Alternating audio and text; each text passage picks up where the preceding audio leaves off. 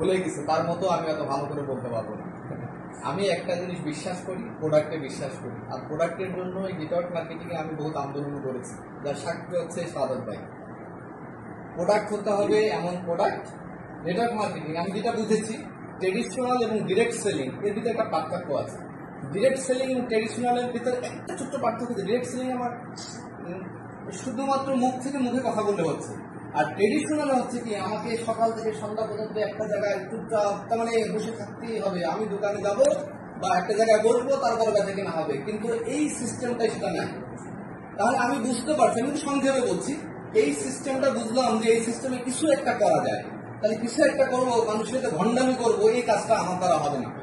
বলেছি আমার লাগবে প্রোডাক্ট লাগবে। নেটওয়ার্ক মার্কেটিং হচ্ছে এইটা না যে 1 টাকা মাল 5 টাকায় বিক্রি করা।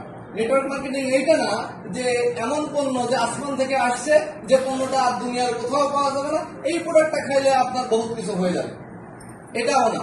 এই প্রোডাক্টটা হচ্ছে যে প্রোডাক্টটা আপনি চেনেন, যে প্রোডাক্টটা আপনি নিজে ব্যবহার করেন, এটাই হচ্ছে মানে ব্যবসার একটা যে কারিকুলাম।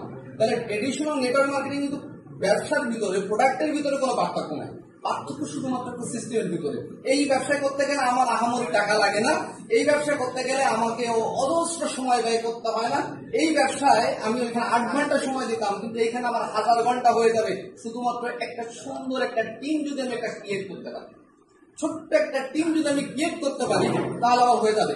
আমার যে স্বপ্ন, এই স্বপ্নটাকে যদি আমি ডুপ্লিকেশন করতে পারি, আমার স্বপ্নটাকে ডুপ্লিকেশন করতে পারি, এবং এই স্বপ্নটা কিভাবে ডুপ্লিকেশন হবে, আমি কিছু সময় আগে বলছিলাম, যা দেখো না নিজ নয়নে, যা বিশ্বাস করো না গুরুর বচনে। সাদাত ভাই জানে এই ঈদের পর থেকে আজকের দিন পর্যন্ত একটা দিনের জন্য কিন্তু আমি প্রোডাক্ট কেনা বন্ধ করি নাই। রাইট। একটা দিনের জন্য, কিন্তু একটা দিনের জন্য আমি একটা মাত্র ব্যক্তি প্রত্যেকটা দিন এসেছি এবং প্রত্যেকটা দিনই কিন্তু প্রোডাক্ট কিনেছি।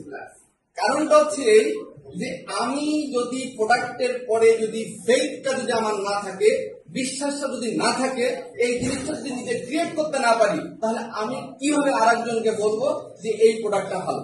ভাই প্রোডাক্ট বিক্রি করতে গেলে, আপনার ব্যবসা বাণিজ্য করতে গেলে আহামরি যে 70 প্রোডাক্ট বলে, 80 প্রোডাক্ট বলে, 1000 প্রোডাক্ট বলে, এত প্রোডাক্টের দরকার নাই।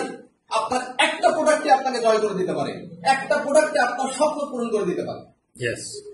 তাহলে আপনি কোন প্রোডাক্টটা নিয়ে ব্যবসা করবেন, কোন প্রোডাক্টটা আপনার জন্য সুইটেবল, শুধুমাত্র সেই প্রোডাক্টটা নিয়ে আপনি অ্যানালাইসিস করেন, ভালো করে গবেষণা করেন, তাহলে দেখবেন আপনি কনফিডেন্সলি আপনি বলতে পারবেন আরেকজনের কাছে যে এই প্রোডাক্টটা ভালো, এই প্রোডাক্টটা খেলে এই উপকারটা হয়।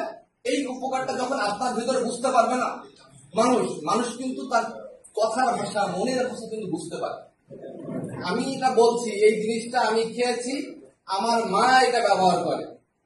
যেমন ডায়াবেটিক্স এর কথা বলছি, যে আমি আমার লিডার, আমার এই ভাই ব্যবহার করে, তখন আমি এক প্রকার চিন্তা করলাম তার ডায়াবেটিক্স এর ফল হবে যায়, কিন্তু আমার মার ব্যাপারে আমি কি দিতে পারি না, কারণ বাবা মারা গেছে, আমি চাকরি বাকরি ছেড়ে দিয়ে আমি খুলনা শহরে আছি, শুধুমাত্র আমার মার কারণ। এখন চিন্তা করলাম যে মারে আমি 25-30 ওই 30-70 যেটা আছে পাওয়ারফুল, যারা মেডিকেলে আছে, যারা দুই গুণ থাকে, তারা বুঝতে পারবেন। 25-30, কখনো 30-35 টাকা দিতে হয়, সে নিজে দেয়। এখন সে ওই ফেসবুক দেখে, তুই ট্যাবলেট এনে দে, তাহলে আমাকে অজস্র ভাবে জ্বালায় খাচ্ছে। দেখেন আমি আমার মার ব্যাপার তো রিস্ক চাই না, কারণ হচ্ছে এমনি হচ্ছে তার ব্রেন স্ট্রোকের পেশেন্ট, অনেক সমস্যা আছে।